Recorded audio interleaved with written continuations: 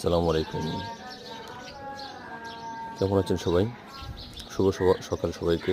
এই দেখেন একটা ছোটো বাচ্চা শীতের সকালে ভোরবেলায় প্রচণ্ড কুয়াশা উপেক্ষা করে মক্তবে যাচ্ছে মসজিদের দিকে। আরেকজন ঘন কুয়াশার মধ্যেই বের হয়েছে হয়তো কোনো কাজের উদ্দেশ্যে।